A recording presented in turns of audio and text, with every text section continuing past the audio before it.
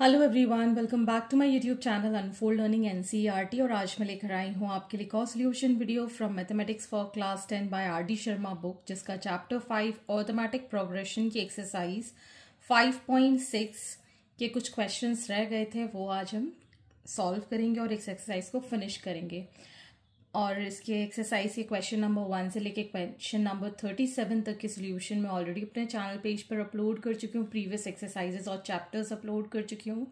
अगर आपने मिस कर दिया है तो do have a look in the description box of this video, जहाँ पर आपको प्लेलिस्ट बनाकर सारे सोल्यूशंस प्रोवाइडेड हैं। और अगर आप मेरे चैनल पे फर्स्ट टाइम आए हैं तो please do subscribe my channel and press the bell icon for future notification. अगर आपको कंटेंट थोड़ा सा भी पसंद आ रहा है या यूजफुल लग रहा है, do let me know in the comment section कि आप मेरा ये वीडियो इंडिया के किस पार्ट से देख रहे हैं। So let us start with question number 38. A thief, after committing a theft, run at a uniform speed of 50 meters per minute. After 2 minutes, the police runs to catch him. He goes 60 meters in first minute and increases his speed by 5 meters per minute every succeeding minute. After how many minutes the policeman will catch the thief? This is from CBSE 2016. तो एक thief है, मतलब चोर है जिसने चोरी करी है और उसकी यूनिफॉर्म स्पीड जो है that is 50 metre per minute. ठीक है, इतनी स्पीड से वो भाग सकता है। तो 2 मिनट के बाद पुलिस ने उसको पकड़ लिया और वो 60 मीटर 1 मिनट, मतलब फर्स्ट मिनट में 60 मीटर वो चल पाया। और जैसे जैसे उसके मतलब मिनट बढ़ रहे थे वैसे वैसे उसकी स्पीड भी बढ़ती जा रही थी 5 मीटर पर मिनट के साथ। तो अब हमको ये बताना है कि कितने मिनट में पुलिस ने उसको पकड़ लिया। तो हम सपोज कर लेते हैं, suppose the police catches thief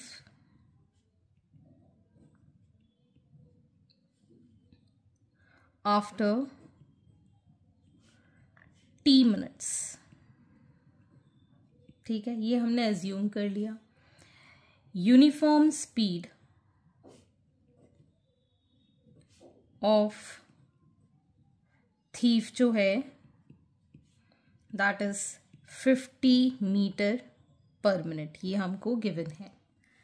ठीक, डिस्टेंस उसने 2 मिनट्स में जो कवर किया उतने में उसको पकड़ लिया। So distance covered bye thief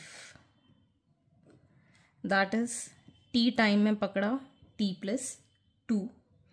ठीक,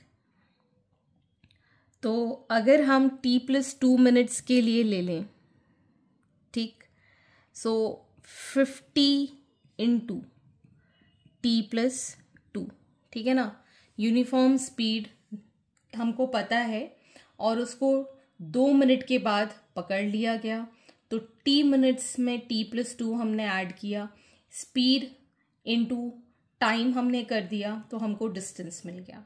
speed is equal to distance upon time होता है, तो डिस्टेंस हो जाएगा स्पीड इंटू टाइम। तो स्पीड हमारे पास 50 मीटर पर मिनट था, उसको हमने मल्टीप्लाई कर दिया t+2 टाइम के साथ, तो मतलब इतना डिस्टेंस वो कवर कर पाया। ठीक है, अब 60 मीटर फर्स्ट मिनट में चला। ठीक है, तो अगर हम AP बनाएंगे तो जो हमें फर्स्ट टर्म मिलेगा वो 5 मीटर से बढ़ता जा रहा था। ठीक है, तो हमें जो A मिला है that is 60 metre. Common difference जो रहेगा दैट विल बी 5। ठीक, और टाइम जो रहेगा that will be n, t-1। ठीक है, AP के लिए हमको बेसिक जो चाहिए है, ठीक है, t मिनट्स के अंदर उसने क्या कुछ नहीं कर दिया। तो he goes 60 metre in first minute, increasing speed by 5 metre per second. ठीक है, तो अगर हम यहाँ पर total distance covered by police in T minutes निकालें तो क्या होगा, सम ऑफ टी टर्म्स, ठीक, एन कितना होगा, टी होगा, टी टाइम में उसने कवर किया है, so it is going to be n by two, t by two, 2 into a t minus 1 into d, that is 5, ठीक। इसको सॉल्व करेंगे तो ये आ जाएगा t by two 120 plus 5t minus 5 which is t by two 5t plus 115, ठीक। अब ये जो टोटल डिस्टेंस थीफ ने कवर किया है और ये टोटल डिस्टेंस पुलिस ने कवर किया है, अब इन दोनों का डिस्टेंस मैच हो जाएगा तभी तो उसको पकड़ पाएंगे। इन दोनों को हम इक्वेट कर देंगे, so T by two 5t plus 115 is equal to 50 into T plus 2, ठीक। यहाँ पर हम इसको सॉल्व कर देंगे, t into 5t plus 115 is equal to 100t plus 200. This becomes 5t square plus 115t minus 100t minus 200 is equal to 0. That is 5t square plus 5t minus 15t minus 200 is equal to 0. 5 common ले लेंगे तो हमारे पास जो equation बनेगी that will be t square plus 3t minus 40 is equal to 0. So it is going to be 8 5s are 40. So t square plus 8t minus 5t minus 40 is equal to 0. t common लिया, it is t plus 8 minus 5 common लिया, t plus 8 is equal to 0. So finally we have t plus 8 and t minus 5 is equal to 0. Therefore t is minus 8 and plus 5. तो time negative में कभी होता नहीं है तो हम 5 वाला आंसर ले लेंगे. So we can say therefore the police catches the thief in 5 minutes. Okay. Question number 39. Resham wanted to save at least rupees 6,500 for sending her daughter to school next year after 12 months. She saved rupees 450 in the first month and raised her saving by rupees 20 every next month. How much will she be able to save in the next 12 months? Will she be able to send her daughter to the school next year? This is also from CBSE 2016. तो यहाँ पर रेशम को इतना target achieve करना है. उसने first month में इतना सेव किया है, ठीक है ना. तो फर्स्ट जो है दैट इज रुपीज़ 450. अब उसने हर महीने 20 रुपये बढ़ाना शुरू किए तो कॉमन डिफरेंस हो गया 20. कितने दिन के लिए? 12 मंथ्स के लिए, ठीक है ना. तो आपको सम ऑफ मनी निकालना है जो कि 6,500 के अराउंड होना चाहिए. तो हम यहाँ पर सम निकालेंगे which is 12 by 2, 2 into 450 plus 12 minus 1 into 20. ये 6 टाइम्स कैंसिल 6, ये आ जाएगा 900 plus 11 into 20. So 6 900 plus 220. So it is 6 into 1120. This is rupees 6720. ठीक. तो जितना उसको चाहिए था उससे ज़्यादा ही बचा पा रही है वो. So it is more than 6,500. So we can say, therefore, yes, Resham will be able to send her daughter to school. ठीक है, तो अपनी बेटी को स्कूल भेज पाएगी. Next is question number 40. Ramkali would need ₹18,000 for admission fees and books etc. for her daughter to start going to school from next year. She saved ₹50 for the first month for this year and increased her monthly saving by ₹20. After a year, how much money will she save? Will she be able to fulfill her dream by sending her daughter to the school? This is from CBSE 2005 and 14. 2 बार ये question आ चुका है. तो सबसे पहले तो ये previous की तरह ही है जो हमने 39 क्वेश्चन किया था. इसमें भी उसको साल भर के बाद बताना है क्या वो अपने बच्चे को स्कूल भेज पाएगी या नहीं. यहाँ पर टारगेट है ₹1800 का. तो सबसे पहला अमाउंट जो उसने सेव किया है फर्स्ट मंथ में, that is ₹50. Common difference is ₹20 और टाइम अगेन 12 मंथ्स का है. ठीक, तो यहाँ पर हम लिख सकते हैं सम that is 12/2, 2 into 50 plus 12 minus 1 into 20. So it is going to be 600 plus 220, that is 6 into 320, which is 1920. ठीक, तो हम यहाँ लिख सकते हैं therefore she will save ₹1920 and yes, she will be able to fulfill her dream. ठीक, तो ये प्रीवियस क्वेश्चन की तरह था, इजी है. ठीक, moving on to the next question. Question number 41. A piece of equipment cost a certain factory ₹6 lakh.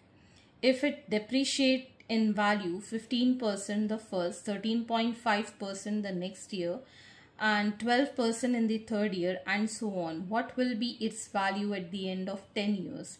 All percentages applying to the original cost. तो सबसे पहले हमें यहाँ पर जितना डिप्रिशिएट हुआ है वो निकालना पड़ेगा. So cost of equipment is ₹6 lakhs. ठीक, in first year value depreciate by 15%. So value of equipment after first year, that is 15% of 6 lakhs. So it is 15/100 multiplied by 6 lakhs. ये 2 zeros cancel. So it is 90,000 rupees. फिर in second year value depreciate by 13.5%. So value of equipment after second year, 13.5% of 6 lakhs. So 13.5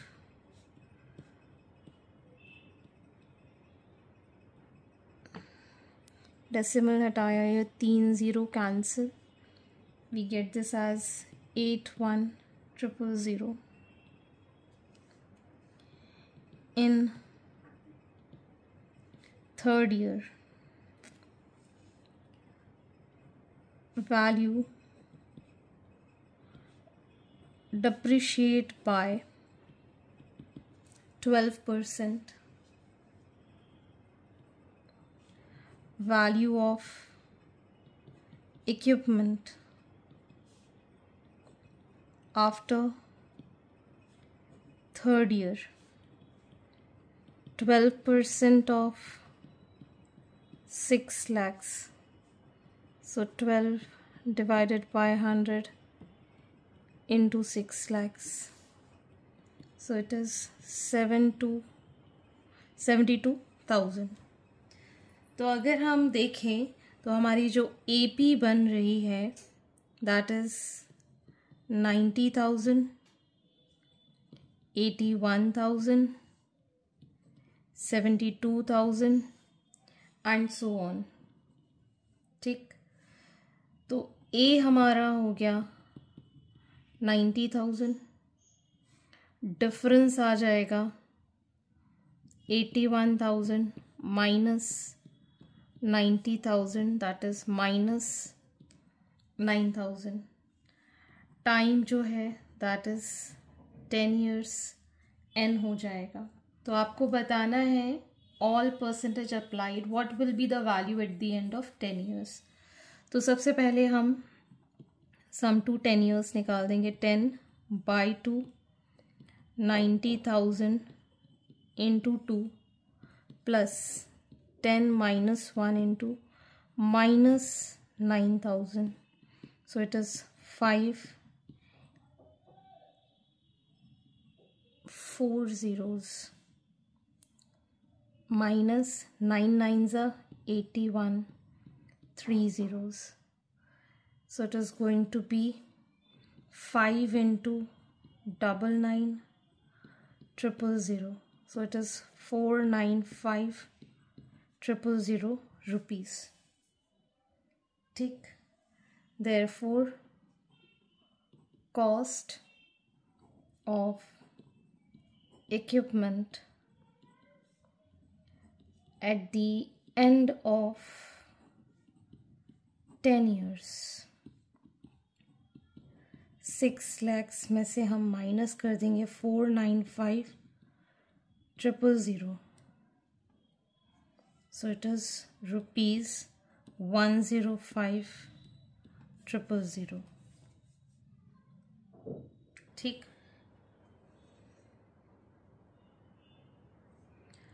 Question number 42. A sum of rupees 700 is to be used to give 7 cash prizes to students of school for their overall academic performance. If each prize is rupees 20 less than its preceding prize, find the value of each prize. तो हम मान लेते हैं let first prize be X. ठीक है, each prize is 20 less. Second prize be X minus 20. Third prize be X minus 40 and so on. तो हमारी जो AP बनेगी that will be X minus 20, X minus 40 and so on. Total जो n है that is 7 prices. सम हमको given है 700. A हम x मान रहे हैं और D हो जाएगा हमारे पास 20. x माइनस 20 में से x का तो माइनस 20 आ जाएगा. ठीक. सो 700 is equal to 7/2 2 into x plus 7 minus 1 into minus 20. So it is 700 into 2 by 7. This is 2x. यहाँ आ जाएगा ये 6. So minus 120. 700 टाइम्स ये कैंसिल हो जाएगा. ठीक. So this will be 200 plus 120 is equal to 2x. So 2x is equal to 320. X is equal to 320 by 2, that is 160. ठीक. तो अब हमने जब फर्स्ट प्राइस x माना था तो first price is ₹160.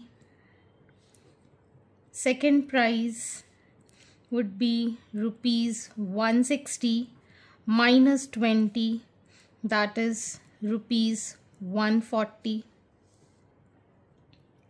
Third price, ₹140 minus ₹20, that is ₹120. Fourth price, ₹120 minus 20, that is 100. Fifth price, it is 100 minus 20, that is ₹80. Sixth price, 80 minus 20, that is ₹60. And seventh price, 60 minus 20, that is ₹40. तो ये सब amount जो है वो distribute हुआ है first price से seventh price तक. तो value of prizes is 160, 140, 120, 100, 80, 60 and 40. Question number 43. Solve the question -4 plus -1 plus 2 plus 5 and so on till x is equal to 4, 3, 7. तो सबसे पहले हमारे पास a गिवन है -4. t आ जाएगा -1 माइनस ऑफ -4 दैट इज 3. ठीक. n हमको पता नहीं है. an इज x या इसको हम लास्ट टर्म भी कह सकते हैं. And some is given 437. ठीक. तो सबसे पहले हमें यहाँ पर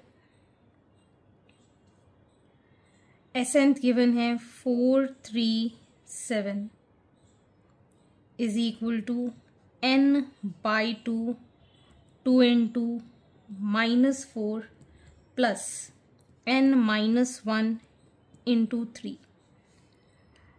तो ये आ जाएगा हमारे पास 874 is equal to n into -8 plus 3n minus 3.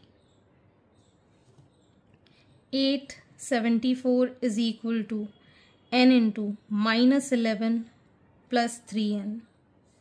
So it is going to be 3n square minus 11n minus 874 is equal to 0. So it is 3n square minus 57n plus 46n minus 874 is equal to 0.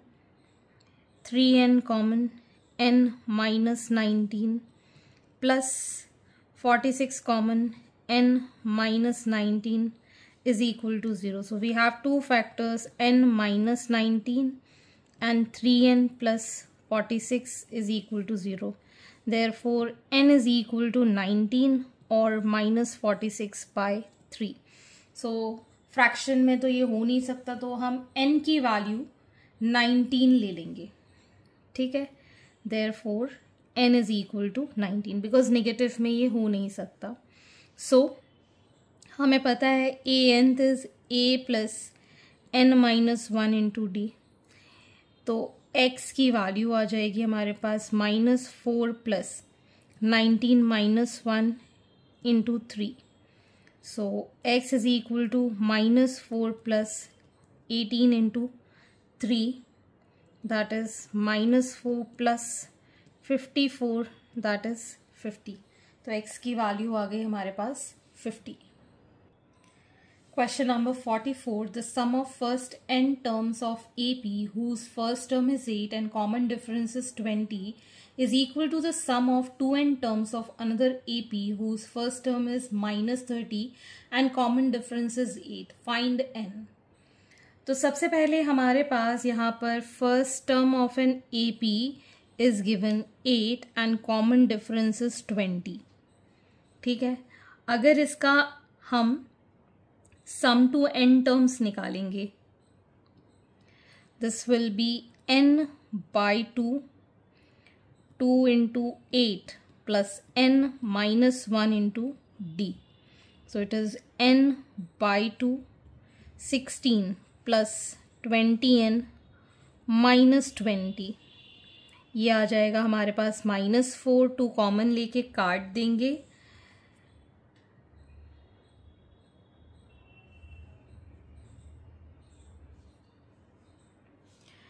n ये बचेगा हमारे पास -4, 4 2 common लिया तो 10n minus 2.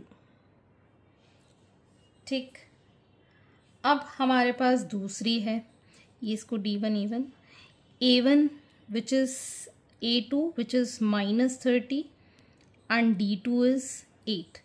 तो sum of 2n terms, so 2n by 2, 2 into -30 plus 2n minus 1 into 8. 2 से 2 cancel, n minus 60 plus 16n minus 8. So n into 16n minus 68. ठीक, अब हम इसको यहाँ पर equate कर देंगे because sum to n terms is equal to sum of 2n terms. So this will give n into 10n minus 2 n into, यहाँ पर आ जाएगा हमारे पास 16n minus 68. ये n से ये n cancel, so we get 68 minus 2, 16n minus 10n, so it is 66 by 6. So n की वैल्यू आ गई हमारे पास 11. Next is question number 45. A student of a school decided to beautify the school on the annual day by fixing colorful on a straight passage of the school. They have 27 flags to be fixed at the interval of every 2 meters. The flag was stored at the position of middle-most flag. Ruchi was given the responsibility of placing the flag. Ruchi kept her books where the flag were stored. She could carry only one flag at a time. How much distance did she cover in completing this job and returning back to collect her books? What is the maximum distance she traveled carrying a flag?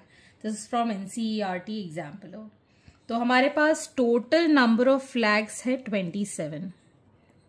Number of flags 27.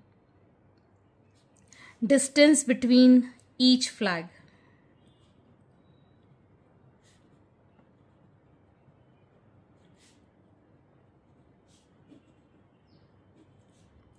that is 2 meters. अब अगर हम इनको place करेंगे तो middle most position कौन सी होगी? तो 27 का तो हम हाफ नहीं कर सकते, 26 का कर सकते, that is going to be the 13, और 13 इधर और 13 उधर और बीच में एक flag, that is the 14th flag जो होगा, that is going to be the middle most.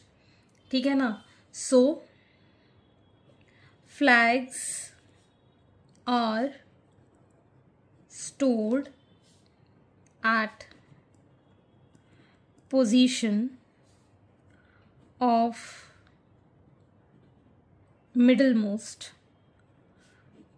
flag, that is 14th flag पे सारे के सारे stored है. मिडल मोस्ट पर सारे के सारे फ्लैग की पोजीशन वहां पर है. अब वो एक फ्लैग कैरी कर सकती है एक बार में. ठीक, तो जब उसको 13th फ्लैग, मतलब ये हमारा अगर 14th है तो 13th वाला इधर होगा और 12th वाला इधर होगा, 15th वाला इधर होगा, 16th वाला इधर होगा, ठीक है ना। तो दोनों ही जगह उसको कवर करना होगा डिस्टेंस प्लेसिंग दी फ्लैग। तो अगर वो 2 मीटर इधर जा रही है तो 2 मीटर इधर भी आ रही है, तो डिस्टेंस कवर कितना हुआ 4। फिर 4 मीटर जाना, 4 मीटर आना, सो डिस्टेंस कवर हुआ 8। फिर 11th वाले के लिए 6 मीटर जाना, 6 मीटर आना, तो यहाँ पर हमारे पास 4, 8, 12 इस तरीके से हमारे पास सीरीज बनती चली जाएगी, ठीक है ना, फ्रॉम दी 14th फ्लैग, ठीक है। तो इसी तरीके से इसकी पोजीशन हम फ्लैग की प्लेस कर पाएंगे। So therefore AP is first flag के लिए 2 metre 2 metre, so 4 metre 4 metre 8, 6 metre 6 metre 12, 8 metre 8 metre 16 and so on. अब यहां से इसको टोटल 14 फ्लैग के लिए जाना होगा, so it is going to be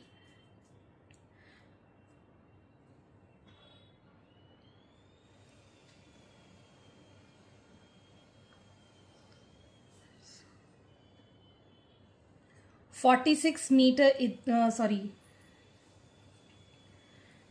26 metre जाना, 26 मीटर आना, ठीक है ना। 13th फ्लैग है तो फर्स्ट फ्लैग को जब ये प्लेस करने जाएगी तो 26 मीटर जाना, 26 मीटर आना, मतलब 52 मीटर्स ये जाएगी, ठीक है। तो ये हमारी AP बन गई। तो A हमारे पास है 4, D will be 8 minus 4, that is again 4, common difference, ठीक है। N हमारे पास है 13 और लास्ट ANth टर्म इज 52, ठीक है। अब ये तो इस डायरेक्शन में हो गया, इसी तरीके से इस डायरेक्शन में भी इसको जाना पड़ेगा, ठीक है ना। सो total distance covered bye Ruchi will be 2 time SNth, ठीक है ना। एक बार 14th फ्लैग के राइट साइड में और एक बार लेफ्ट साइड में, दोनों ही साइड में उसको जाना होगा। तो सबसे पहले हम SNth निकालेंगे, that is N 13/2 A plus L। मैं डायरेक्ट इस वाले फॉर्मूले से सॉल्व कर रही हूं, ठीक। सो it is 13/2 into 56, so 2 2s are 4, 2 8s are 13 into 28,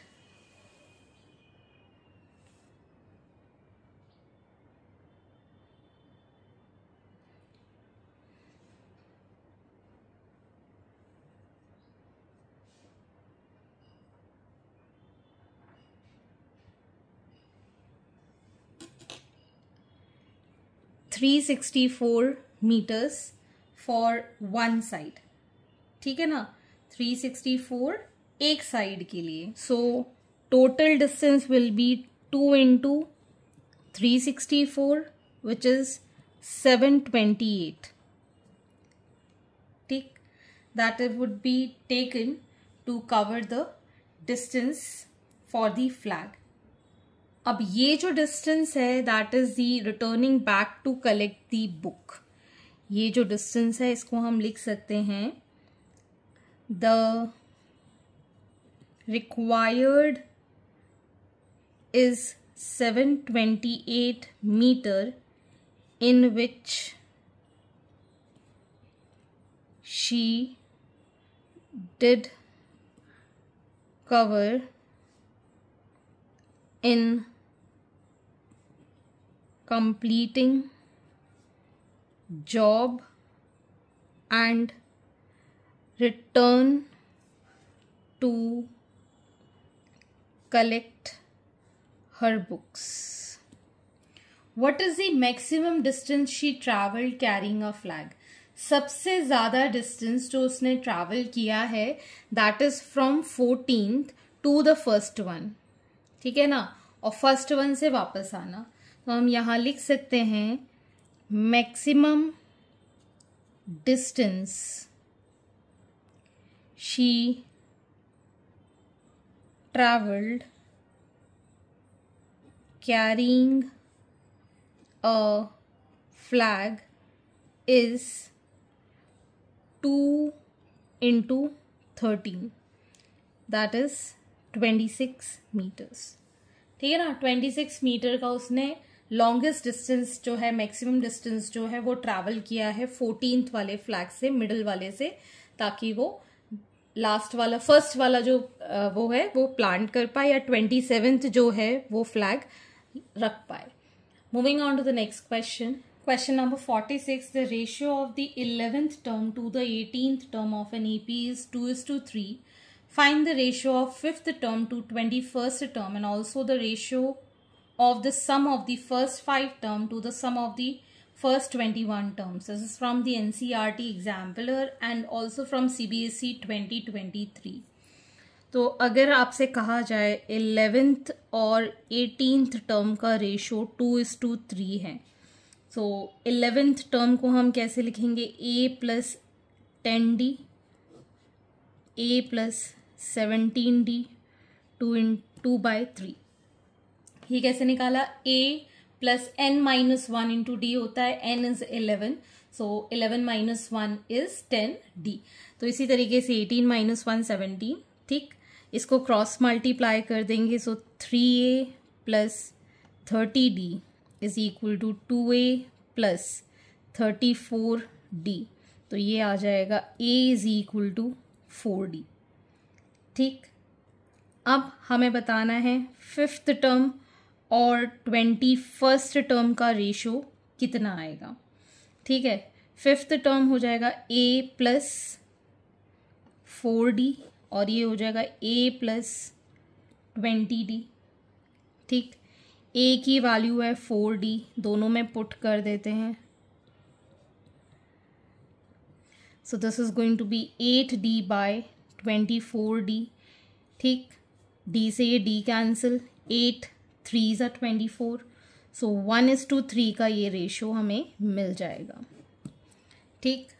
some of first 5 term to the sum of 21 terms, sum of 5 terms and sum of 21 terms, so 5/2 2a प्लस 5 - 1 into d upon 21/2 2a + 21 - 1 into d, ये 2 से ये 2 cancel, 5/21, this becomes 2a + 4d और यहाँ पर आ जाएगा 2a + 20d, ठीक।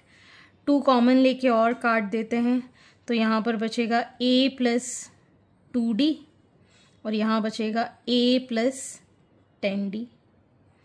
a की वैल्यू पुट करेंगे 5/21, सो it is 4d + 2d upon 4d + 10d, so 5/21 into 60 और ये हो जाएगा 14d, d से ये d कैंसिल, ठीक।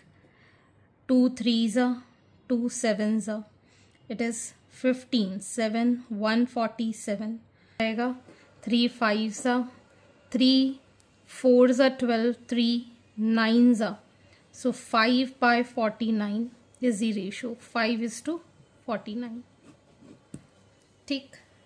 Question number 47, the ratio of 11th term to the 17th term of an AP is 3:4. Find the ratio of the 5th term to 21st term. Also find the ratio of the sum of first 5 terms to the first 21 terms. This is from CBSE 2023. So 11th term to the 17th term is 3:4.